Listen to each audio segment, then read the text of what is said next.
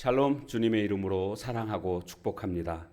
우리 함께 같이 찬송가 495장 찬양하겠습니다.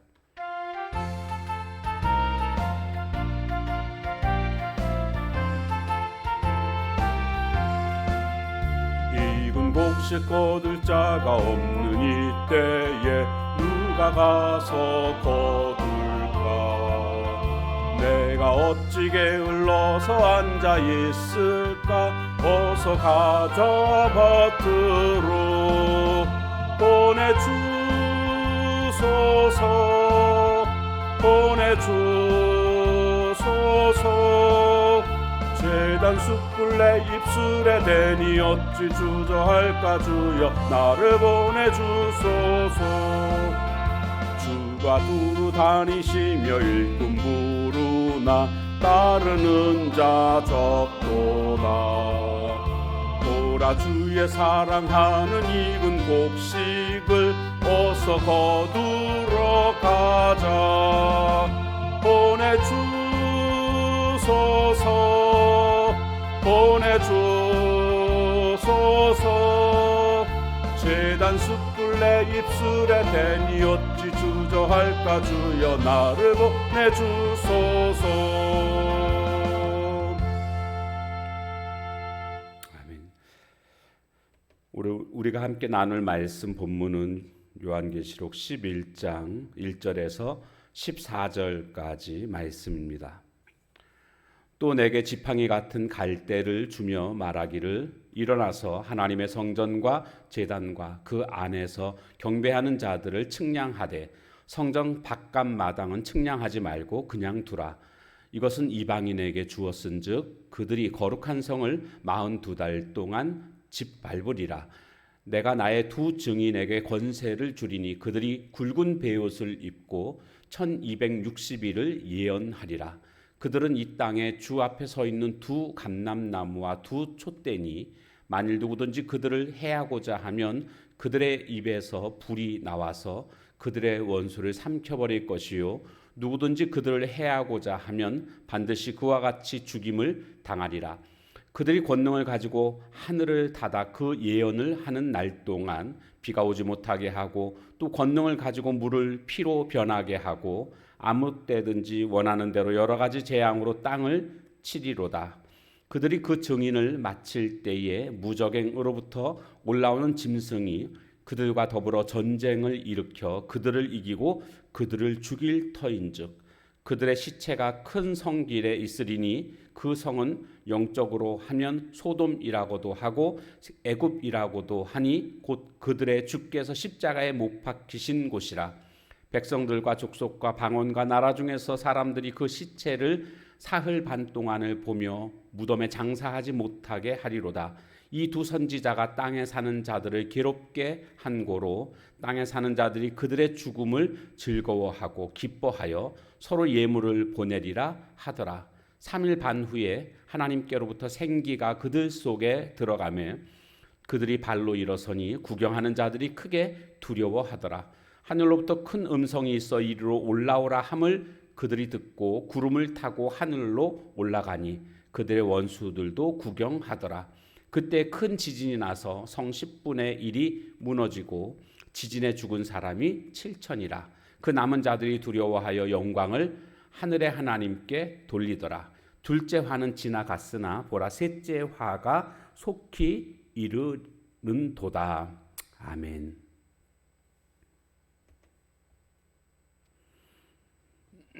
자, 오늘 본문은 여섯째 나팔과 이제 일곱째 나팔 그 사이에 그 환상이죠. 그 환상이 어제 말씀이었고 또 오늘 계속 이어지고 있습니다. 자, 오늘 말씀에 보면 또 내게 지팡이 같은 갈대를 주며 말하기를 예수님이 즉 힘센 천사가 요한에게 지금 이렇게 말을 하고 있습니다. 하나님의 성전과 제단과 그 안에서 경배하는 자들을 측량하라는 겁니다. 어떤 자들을요? 성전에서 경배하는 자들을 측량하라. 여기 측량한다는 것은 이제 구원받는다, 복받는다, 이제 그런 의미를 포함하고 있습니다. 그러니까 마지막 때, 이 환난의 때에 어떤 모습이 되어야 하는가? 하나님은 어떤 모습들을 보시는가? 경배하는 자들을 보신다라는 겁니다. 이 환난의 때에 그래서 하나님 앞에 예배드리는 것은 굉장히 중요합니다. 신앙생활에 있어서 아주 중요합니다. 그 다음에 보십시오. 성전 바깥마당, 여기는 이방인의 뜰이라고 보통 얘기하죠. 측량하지 말고, 거기는 하나님의 은혜가 임하지 않습니다. 그냥 두라. 그러니까 겉으로만 그냥 성전 뜰만 밟는 사람들, 이런 사람들은 참 믿음이 없는 사람들이다. 근데 이들의 특징은 뭡니까? 예배하지 않는다는 겁니다. 성전 와서 뜰만 밟고 그냥 돌아가는 자들이라고 말할 수가 있습니다. 예배 드리지 않는 자들, 바로 이런 자들은 측량하지 말라는 겁니다. 그냥 두라는 겁니다. 이방인에게 이것은 주어진 땅인데 그들이 거룩한 성을 42달 동안 짓밟으리라. 42달은 3년 6개월입니다. 7년 대환란 중에 전반부, 그래서 전 3년 반, 후 3년 반, 우리가 그렇게 보통 나누게 되지 않습니까? 그 전반부 3년 6개월 동안 이렇게 마귀가 그들의 그 속한 사람들을 통해서 이렇게 교회를 박해하게 될 것이다. 이런 내용이 되겠습니다. 그런데 여기서 보니까 내가 나의 두 증인에게 권세를 주겠다. 여기 이 두 증인은 앞에서 우리가 말씀 살펴봤던 것처럼 마지막 때 하나님이 복음의 증인으로 쓰시는 14만 4천 명 주의 종들을 의미합니다. 근데 이들을 두 증인이라고 말하고 있습니다. 두 증인. 증인이라는 것은 복음을 증거한다라는 것을 의미하는 것이고, 두 명이다라는 것은 어떤 증인으로서의 자격이 두 명이거든요. 그래서 신명기 19장 15절에 보면 모든 죄에 관하여는 한 증인으로만 정할 것이 아니요 두 증인의 입으로나 세 증인의 입으로 그 사건을 확정할 것이며 이랬습니다. 그러니까 둘이라는 이 숫자는 증인으로서 합당한 숫자입니다. 그러니까 지금 여기 두 증인이라고 말하는 것은요, 증인이라는 것은 어떤 사건에 대한 확실성을 말해주는 것 아닙니까? 비록 두 명이지만 전체를 의미하는 것처럼 지금 이 임의의 그 두 명의 이 대표를 내세워서 불특정 다수를 지금 나타내고 있는 것입니다. 그러니까 내가 두 증인이라는 것은 꼭 두 명을 의미하는 게 아니라 이 마지막 때에 하나님의 복음을 증거함으로 믿지 않는 자들을 주님께로 돌이키는 일들을 하는 사람들 14만 4천 명, 그들을 지금 의미하고 있습니다. 이들을 그 뒤에 보니까 굵은 베옷을 이들이 입고 있다. 굵은 베옷. 어떤 베옷은 슬픔을 의미하는 거죠. 복음을 증거하고 그들이 회개하는 것을 의미합니다. 사람들이 그 복음을 듣고 이제 회개하고 예수님을 믿게 된다라는 것을 말해주고 있고요. 1260일을 예언하리라. 1260일은 42달, 즉 3년 6개월, 전 3년 반 환난기를 의미하는 것입니다. 이때 이렇게 이들이 주의 일을 하게 된다라는 것입니다. 그리고 이들을 4절에 보니까 그들은 이 땅에 주 앞에 서 있는 두 감람나무와 두 촛대다. 두 감람나무, 두 촛대. 여기도 이렇게 둘로 이렇게 표현되어져 있죠. 두 증인은 다른 말로 두 감람나무 그리고 두 촛대라고 그렇게 불리운다라는 것입니다. 성경에 보면 그래서 둘이라는 숫자가 계속 반복돼서 나오는 것을 보게 됩니다. 소돔성에도 두 천사, 혹은 또 여리고성에도 두 정탐꾼이 갔다 오는 것을 보게 됩니다. 12제자를 예수님께서 둘씩 보내시고 70인을 둘씩 파송하시는 장면도 나오고 있습니다. 예수님 무덤에 두 명의 천사가 등장하고 있고요. 주님 승천하실 때도 흰옷 입은 두 사람, 즉 두 천사가 또 등장하고 있습니다. 이 모든 사건 가운데 둘이 등장하는 것은 증인이 된다라는 것을 말해주고 있는 것입니다. 그래서 이 두 증인, 두 감람나무, 두 촛대, 이건 다 지금 같은 것을 말해주고 있습니다. 그런데 이들에게 권세를 주셔서 누군가가 그들을 해하려고 하면 그들의 입에서 불이 나와서 원수를 삼켜버릴 것이다. 누구든지 그들을 해하고자 하면 반드시 그와 같이 죽임을 당하리라. 보호해 주신다. 마지막 때의 환난 때에 하나님께서는 이와 같이 복음을 증거하는 자들을 주님이 보호해 주신다라는 것을 말씀하고 있습니다. 큰 권세로 보호해 주신다라는 것을 말씀해 주고 있고요. 그들이 이렇게 권능을 가지고 마치 엘리야처럼 말이죠. 하늘을 닫아 그 예언을 하는 날 동안 비가 오지 못하게 하고 엘리야의 어떤 능력처럼 능력으로 함께 해주신다. 또 권능을 가지고 물을 피로 변하게 하고, 이건 모세의 그런 능력 아닙니까? 모세가 10가지 재앙 중에 이런 재앙이 있었거든요. 그러니까 엘리야의 능력과 모세의 능력으로 함께 해 주시겠다라는 것을 말씀해 주고 있습니다.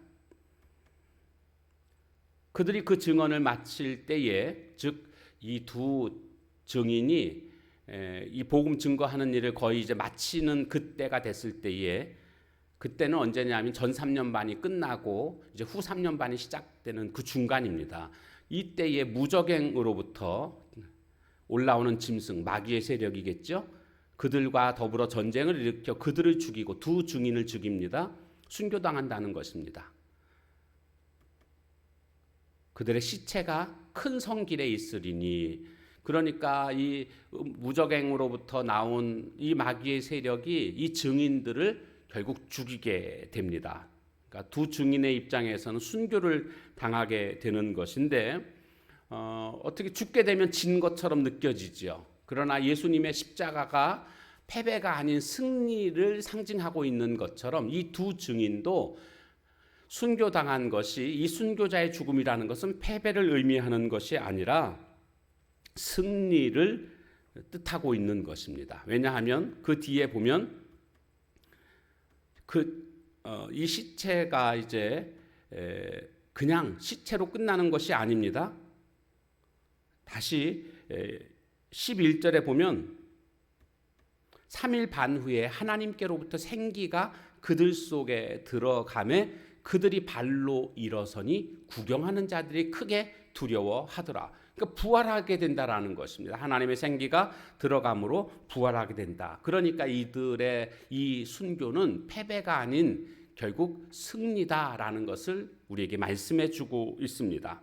그러니까 오늘 우리가 어떤 어려움이 있더라도 그 어려움 속에서 우리가 결코 패배할 자들이 아닙니다. 환난과 박해가 있다 할지라도 하나님이 권세와 능력으로 함께 해주십니다. 그러나 때가 되면 이렇게 잠시나마 지는 것처럼 느껴집니다. 순교를 당하게 됩니다. 그러나 하나님께서는 다시금 그들을 부활시키시고 승리케 해주십니다.